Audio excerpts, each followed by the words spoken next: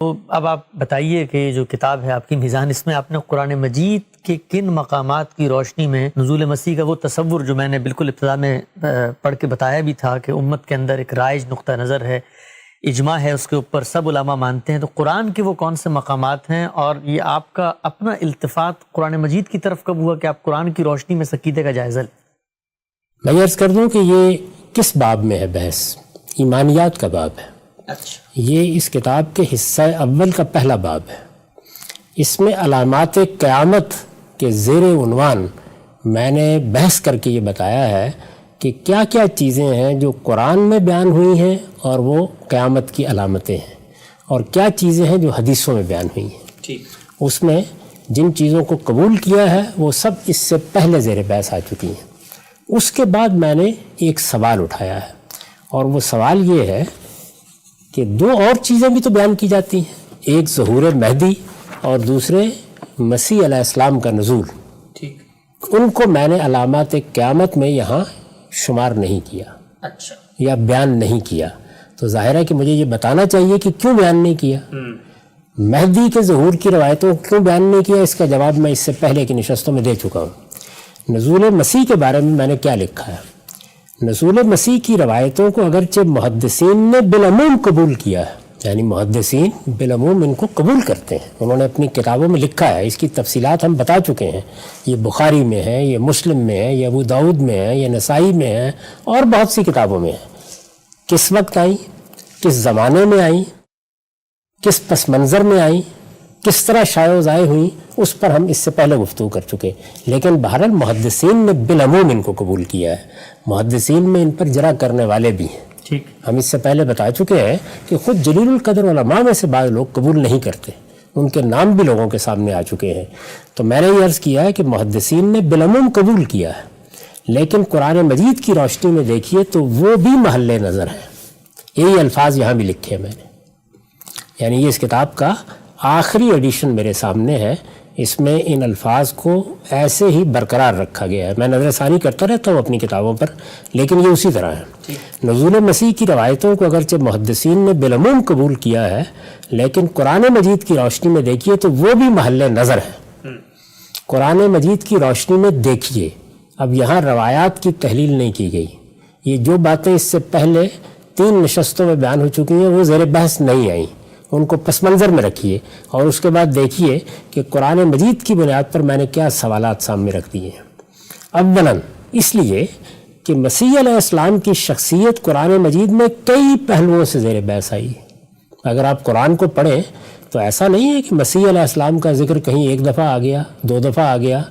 یہ دیکھیں آپ کہ سورہ مریم میں، سورہ آل عمران میں، سورہ نساء میں، سورہ مائدہ میں کتنی صورتوں میں مسیح علیہ السلام کی شخصیت زیر بحث ہے، مسیح علیہ السلام کی دعوت زیر بحث ہے، مسیح علیہ السلام کی پیدائش زیر بحث ہے، مسیح علیہ السلام نے کیا پیغام پہنچایا زیر بحث ہے، ان کے معجزات کیا تھے وہ زیر بحث ہے، ان کی قوم کا رد عمل کیا ہوا وہ زیر بحث ہے، اس کے بعد اللہ تعالیٰ نے ان کے ساتھ کیا معاملہ کیا اس کو بیان کیا گیا ہے، کئی پہلوؤں سے زیر بحث ہے۔ اولاً اس لیے کہ مسیح علیہ السلام کی شخصیت قرآن مجید میں کئی پہلوؤں سے زیر بحث آئی ہے۔ یہ بات ان لوگوں کو بتانے کے لیے ہوتی ہے جو بہت اطمینان کے ساتھ یہ کہہ دیتے ہیں کہ اس سے کیا فرق پڑتا ہے کہ فلاں چیز فلاں جگہ نہیں ہے۔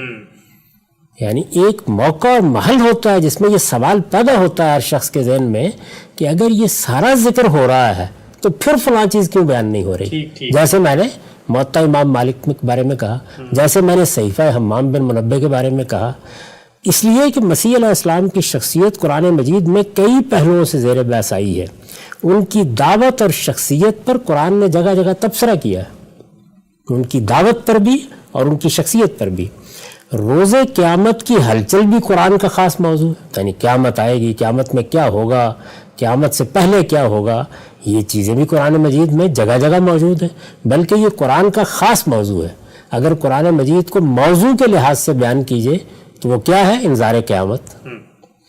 ایک جلیل القدر پیغمبر کے زندہ آسمان سے نازل ہو جانے کا واقعہ کوئی معمولی واقعہ نہیں ہے، یہ رفع یدین نہیں ہے، یہ ہاتھ کہاں باندھنے ہیں یہ اس کا ذکر نہیں ہے۔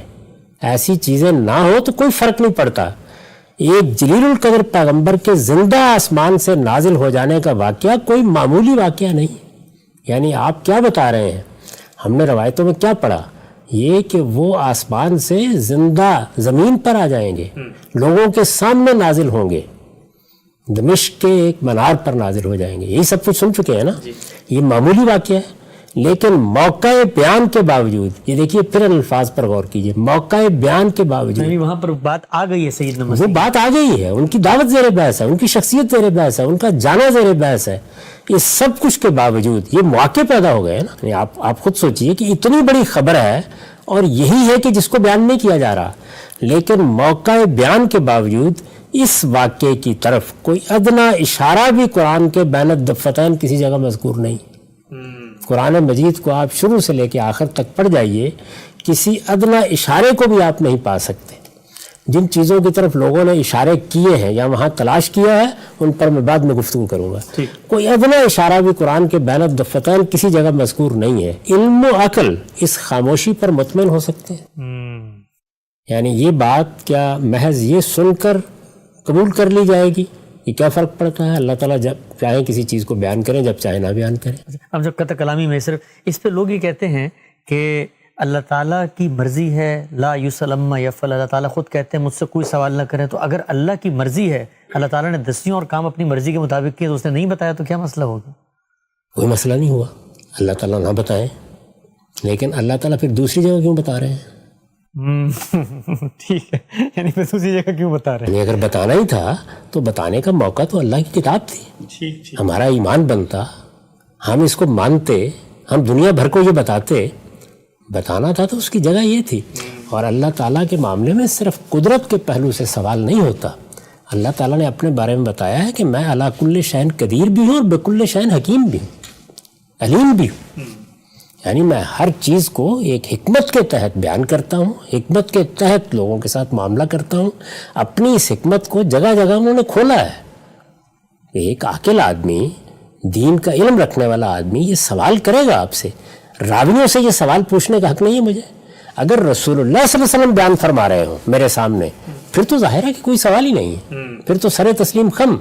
راوی بیان کر رہے ہیں، یہ جو سوال میں کر رہا ہوں یہ ان سے کر رہا ہوں.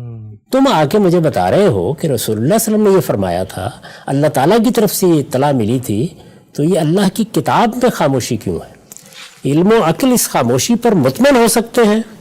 اس پر بھی دیکھیے میں نے جو الفاظ لکھے ہیں وہ کیا ہے؟ اسے باور کرنا آسان نہیں ہے. یعنی یہ اتنا آسان نہیں، اتنا سہل نہیں ہے کہ آپ یہ کہیں کہ خاموش ہو جائیے. سوال رہے گا، اور سوال بہرحال سوال ہوتا ہے. جب وہ حکمت کے بارے میں ہو تو اس کا جواب دینا چاہیے. پہلی بات یہ ہے جو میں نے لوگوں کے سامنے رکھی. ثانیاً اس لیے کہ سورہ مائدہ میں قرآن نے مسیح علیہ السلام کے ساتھ اللہ تعالیٰ کا ایک مکالمہ نقل کیا ہے. آپ سورہ مائدہ کو پڑھیے تو اس کے بالکل آخر میں پیغمبروں کی شہادت زیر بحث ہے.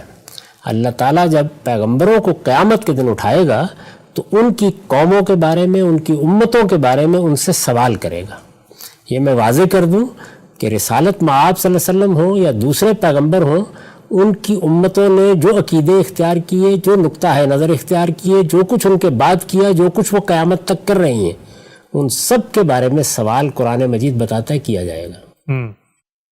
ثانیاً اس لیے کہ سورہ مائدہ میں قرآن نے مسیح علیہ السلام کے ساتھ اللہ تعالیٰ کا ایک مکالمہ نقل کیا ہے. یہ میں نے اس کا پس منظر بتایا کہ یہ مکالمہ نقل کرنے کی ضرورت کیوں پیش آئی ہے. اس میں یہ چیز زیر بحث ہے کہ اللہ تعالیٰ پیغمبروں کو جمع کریں گے اور اس موقع پر ان سے پوچھیں گے. اللہ تعالیٰ کا ایک مکالمہ نقل کیا ہے جو قیامت کے دن ہوگا. یعنی یہ مکالمہ کس وقت ہوگا؟ یہ بات کب ہوگی؟ اس دنیا میں نہیں، قیامت کے دن. یعنی جب سب معاملات ختم ہو چکے ہوں گے، جب اس دنیا کی بساط لپیٹی جا چکی ہوگی، جب ایک نئی دنیا وجود میں آ چکی ہوگی، اس موقع پر اللہ تعالیٰ مسیح علیہ السلام سے سوال پوچھیں گے. مکالمہ قرآن نے نقل کیا ہے. اس میں اللہ تعالیٰ ان سے نصارہ کی اصل گمراہی کے بارے میں پوچھیں گے. ان کے ماننے والے کون ہیں؟ نصارہ یا مسیحی. قرآن مجید انہوں نے نصارہ سے تعبیر کرتا ہے، بعد میں عام طور پر انہیں مسیحی کے لفظ سے تعبیر کیا گیا. اس میں اللہ تعالیٰ ان سے نصارہ کی اصل گمراہی کے بارے میں پوچھیں گے کہ کیا تم نے یہ تعلیم انہیں دی تھی کہ مجھ کو اور میری ماں کو خدا کے سوا معبود بناؤ. اچھا. مجھ کو اور میری ماں کو خدا کے سوا معبود بناؤ. مسیحیوں کے ہاں جو الوہیت کے بعد میں گمراہی پیدا ہوئی ہے اور صدیوں میں مختلف صورتیں اختیار کر کے ان کے ہاں عقیدہ بنی ہے اور ان کا پاپائیت کا انسٹیٹیوشن یا کلیسا اس کو سرکاری عقیدے کی حیثیت سے قبول کرتا ہے، وہ یہ عقیدہ ہے. یعنی سیدہ مریم مادر خدا ہیں، ام اللہ ہیں، اور سیدنا مسیح علیہ السلام اللہ کے بیٹے ہیں. ٹرینٹی کا جو عقیدہ تثلیث کا، اس میں روح القدس بھی شامل ہو جاتا ہے بعض تعبیروں کے مطابق، اور بعض تعبیروں کے مطابق سیدہ مریم شامل ہو جاتی ہیں. اس میں اللہ تعالیٰ ان سے نصارہ کی اصل گمراہی کے بارے میں پوچھیں گے کہ کیا تم نے یہ تعلیم انہیں دی تھی کہ مجھ کو اور میری ماں کو خدا کے سوا معبود بناؤ. مثال کے طور پر یہ مکالمہ نقل کیا گیا ہے کہ سب پیغمبروں سے پوچھا جائے گا کہ کیا تم نے پیغام پہنچایا، تم نے ہدایت کی، یہ جو ان لوگوں نے تمہارے نام پر گمراہی اختیار کی ہے یہ تمہاری تعلیم کا نتیجہ ہے؟ یہ سوال ہوگا. یہ سوال سیدنا مسیح سے اللہ تعالیٰ کہتے ہیں کہ کیا جائے گا. اس کے جواب میں جب یہ سوال کیا جائے گا تو اس کے جواب میں وہ دوسری باتوں کے ساتھ یہ بھی کہیں گے کہ میں نے تو ان سے وہی بات کہی جس کا آپ نے حکم دیا تھا، اور جب تک میں ان کے اندر موجود رہا اس وقت تک دیکھتا رہا کہ وہ کیا کر رہے ہیں. ہر پیغمبر یہی کہے گا کہ میں نے جب تک میں دنیا میں موجود رہا جن لوگوں نے میری بات سنی ان کو حق بتایا، ان کو یہی تعلیم دی کہ اللہ کے سوا کوئی الہ نہیں ہے. میں اس طرح کی بات نہیں کہہ سکتا تھا. ظاہر ہے کہ روایت پیغمبر قائم کرتا ہے نا، یعنی وہ دعوت دیتا ہے، وہ پیغام پہنچاتا ہے، وہ کتاب حوالے کرتا ہے، تو اس کی طرف سے جو تعلیم دی گئی ہے اسی نے پھر آگے نسلاً بعد نسلاً منتقل ہونا ہوتا ہے. تو وہ اس کا حوالہ دے رہے ہیں اور یہ کہہ رہے ہیں کہ میں نے تو ان سے وہی بات کہی جس کا آپ نے حکم دیا تھا، اور جب تک میں ان کے اندر موجود رہا اس وقت تک دیکھتا رہا کہ وہ کیا کر رہے ہیں، یعنی میں نگران رہا ان کا. لیکن جب آپ نے مجھے اٹھا لیا تو میں نہیں جانتا کہ انہوں نے کیا بنایا اور کیا بگاڑا ہے. جب آپ نے مجھے اٹھا لیا، آگے آپ دیکھیں گے کہ اس میں جو الفاظ ہیں وہ یہ فلما توفیتنی، یعنی جب آپ نے مجھے وفات دے دی، جب آپ نے مجھے اٹھا لیا تو میں نہیں جانتا کہ انہوں نے کیا بنایا اور کیا بگاڑا ہے. یعنی میری ذمہ داری تو میری حیات تک تھی. میں جب تک وہاں موجود تھا میں ان کو صحیح بات بتاتا رہا، میں نے ان کو توحید کی دعوت دی، میں نے وہی پیغام پہنچایا جو میرے ذمہ لگایا گیا تھا. میرے بعد کیا ہوا یہ میں نہیں جانتا. اس کے بعد تو آپ ہی ان کے نگران رہے ہیں. یہ قرآن مجید کے الفاظ ہیں، میں آگے آیات بھی آپ کے سامنے رکھ دوں گا. اس کے بعد تو آپ ہی ان کے نگران رہے ہیں. اس میں دیکھ لیجئے مسیح علیہ السلام اگر ایک مرتبہ پھر دنیا میں آ چکے ہیں، یعنی ایک مرتبہ وہ آئے اور انہوں نے آ کے یہ پیغام پہنچایا، یہ دعوت دی، اپنی امت کو صحیح تعلیم دی، حواریوں نے ان سے صحیح دین سیکھا، نسل بعد نسل وہ منتقل ہونا شروع ہوا، اس میں گمراہی پیدا ہو گئی، اس میں ضلالت آ گئی، اس میں انحرافات آ گئے. اب وہ آخری زمانے میں پھر آ گئے، تو آخری زمانے میں پھر آئیں گے تو حق بتائیں گے یا نہیں بتائیں گے؟ بتانا چاہیے، ایسا ہونا چاہیے نا. تو اس پر میں نے سوال اٹھایا ہے کہ اس میں دیکھ لیجئے مسیح علیہ السلام اگر ایک مرتبہ پھر دنیا میں آ چکے ہیں تو یہ آخری جملہ کسی طرح موضوع نہیں. آخری جملہ کیا ہے کہ میں تو آ گیا، اس کے بعد سے میں نہیں جانتا یہ کیا کرتے رہے ہیں. اس کے بعد تو آپ ہی نگران ہیں، آپ ہی نگران ہیں. آدمی پلٹ کے کہے گا کہ پروردگار میں گیا تھا، مجھے جو پیغام آپ نے دیا تھا وہ میں نے پہنچایا، میں دنیا سے آ گیا، آپ نے دوبارہ مجھے بھیجا، میں ان کے کان گرم کر کے آیا ہوں، ان کی غلطی کی اصلاح کر کے آیا ہوں، ایک مرتبہ پھر ان پر حجت تمام کر کے آیا ہوں. یہ کہنا چاہیے نا، اور قیامت سے بالکل پہلے کر کے آیا ہوں. اس کے بعد تو انہیں کہنا چاہیے کہ میں ان کی گمراہی کو اچھی طرح جانتا ہوں اور ابھی کچھ دیر پہلے انہیں اس پر متنبع کر کے آیا ہوں. کیا علم یہ تقاضا نہیں کرتا؟ کیا عقل یہ نہیں کہتی کہ انہیں ایسا کہنا چاہیے تھا؟ سنیے آیات. فرمایا ہے ما قلت لهم الا ما امرتنی به ان اعبدوا الله ربی وربکم وکنت علیہم شہیدا ما دمت فیہم فلما توفیتنی کنت انت الرقیب علیہم وانت علی کل شیء شہید. یہ مائدہ کی 117 آیت ہے. میں نے ان سے وہی بات کہی جس کا تو نے مجھے حکم دیا تھا کہ اللہ کی بندگی کرو جو میرا بھی پروردگار ہے اور تمہارا بھی، اور میں ان پر گواہ رہا جب تک میں ان کے اندر موجود رہا، پھر جب تو نے مجھے اٹھا لیا، فلما توفیتنی، پھر جب تو نے مجھے وفات دی یا تو نے مجھے اٹھا لیا تو ان پر تو ہی نگران رہا ہے اور تو ہر چیز پر گواہ ہے۔ یہ وہ جواب ہے جو انہوں نے اس موقع پر دیا ہے۔ وہ پورا کا پورا مکالمہ بھی میں چاہتا ہوں کہ آپ سن لیں تاکہ ہر شخص کے سامنے رہے کہ سورہ مائدہ میں جہاں سے یہ بیان کیا جا رہا ہے وہاں پوری بات کیا ہوئی۔ یہ آیات شروع ہوتی ہے آیت 116 سے، وَإِذْ قَالَ اللَّهُ يَا عِيسَى ابْنَ مَرْيَمَ أَأَنْتَ قُلْتَ لِلنَّاسِ اتَّخِذُونِي وَأُمِّيَ إِلَٰهَيْنِ مِن دُونِ اللَّهِ قَالَ سُبْحَانَكَ مَا يَكُونُ لِي أَنْ أَقُولَ مَا لَيْسَ لِي بِحَقٍّ إِن كُنتُ قُلْتُهُ فَقَدْ عَلِمْتَهُ تَعْلَمُ مَا فِي نَفْسِي وَلَا أَعْلَمُ مَا فِي نَفْسِكَ إِنَّكَ أَنْتَ عَلَّامُ الْغُیُوبِ۔ اور یاد کرو جب یہ باتیں یاد دلا کر اللہ پوچھے گا، اے مریم کے بیٹے عیسیٰ، کیا تم نے لوگوں سے کہا تھا کہ خدا کے سوا تم مجھے اور میری ماں کو معبود بنا لو؟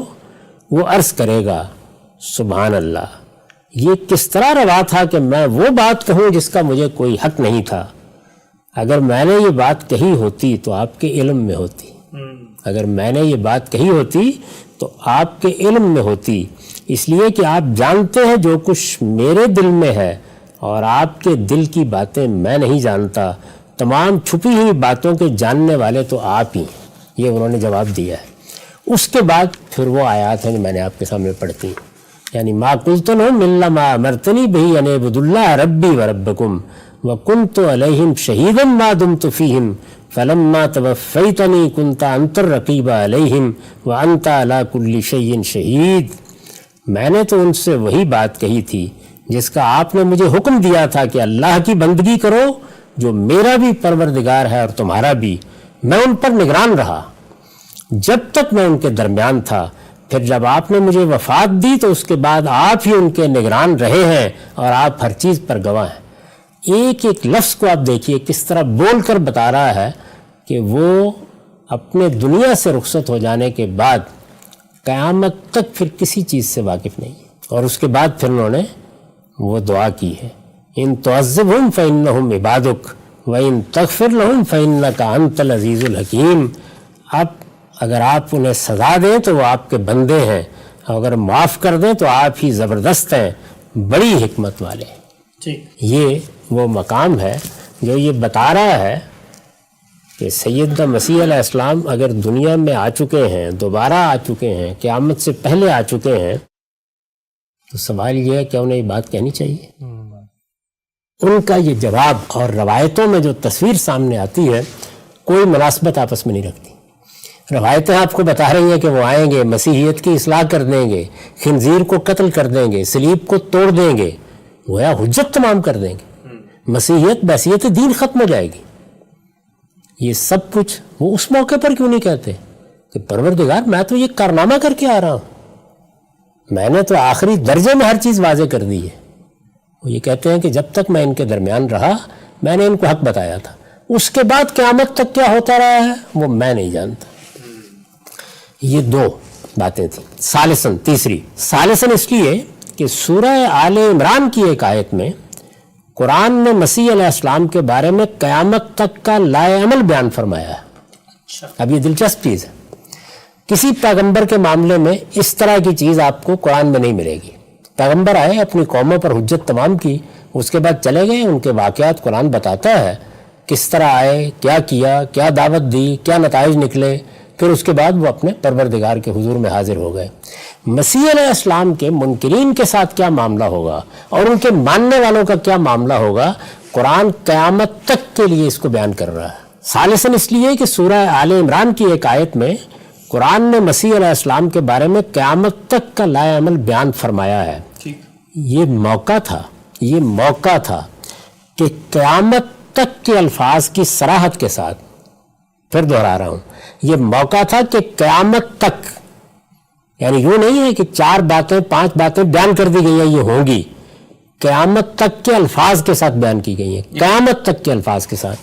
یہ موقع تھا کہ قیامت تک کے الفاظ کی صراحت کے ساتھ جب اللہ تعالیٰ وہ چیزیں بیان کر رہے تھے جو ان کے اور ان کے پیرووں کے ساتھ ہونے والی ہیں۔ کیا بیان کر رہے ہیں؟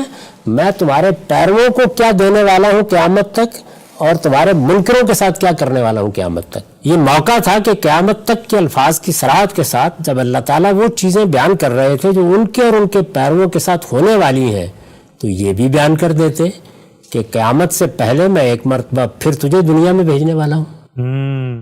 یہ بہترین موقع تھا، یہ ہونا چاہیے تھا۔ اگر یہ فی الواقع ایک اطلاع تھی، چھپانے کی چیز نہیں تھی، اگر پیغمبر نے بتانی تھی تو یہاں قرآن مجید نے 2 الفاظ میں کیوں نہیں بیان کر دی؟ یعنی سیدنا مسیح کا بھی ذکر ہو رہا ہے، قیامت تک ان کے بارے میں کوئی خدا کی اسکیم ہے اس کا بھی ذکر ہو رہا ہے، تو پھر اس کا ذکر کیوں نہیں ہو رہا؟ آپ یہ کہتے ہیں ایک لفظ کی ضرورت تھی بس۔ یہ آیت آپ سنیں گے، یعنی اس میں پورا لائعمل بیان کیا جا رہا ہے۔ جب سیدنا مسیح علیہ السلام نے حجت پوری کر دی، ان کو اٹھانے کا فیصلہ ہو گیا، اللہ تعالیٰ کہتے ہیں میں کیا کرنے والا ہوں، اور اس میں یہ نہیں بتا رہے کہ اب کیا کرنے والا ہوں، تمہارے بعد کیا کرنے والا ہوں، یہ بتا رہے ہیں قیامت تک کیا کرنے والا ہوں۔ ٹھیک ٹھیک ٹھیک۔ سیدنا مسیح کو آنا ہے تو یہ خاموشی کیوں ہے؟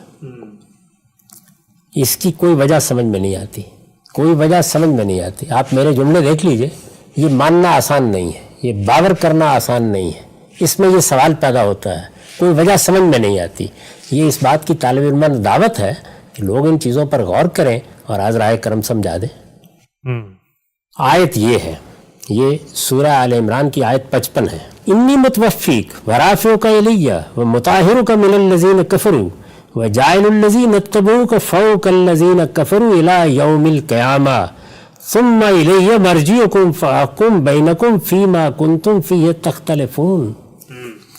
میں نے فیصلہ کیا ہے کہ تجھے وفات دوں گا، فیصلہ کیا ہے کہ تجھے وفات دوں گا اور اپنی طرف اٹھا لوں گا اور تیرے ان منکروں سے تجھے پاک کروں گا اور تیری پیروی کرنے والوں کو قیامت کے دن تک ان منکروں پر غالب رکھوں گا۔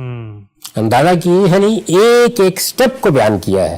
میں نے فیصلہ کیا ہے کہ تجھے وفات دوں گا اور اپنی طرف اٹھا لوں گا اور تیرے ان منکروں سے، یعنی یہود سے جنہوں نے ان کو صلیب دینا چاہی، اور تیرے ان منکروں سے تجھے پاک کروں گا، یعنی یہ اب نجاست کا ڈھیر ہے، انہوں نے پیغمبر کا انکار کر دیا ہے تو میں الگ کر دوں گا، اور تیری پیروی کرنے والوں کو قیامت کے دن تک ان منکروں پر غالب رکھوں گا، پھر تم سب کو بالآخر میرے پاس آنا ہے۔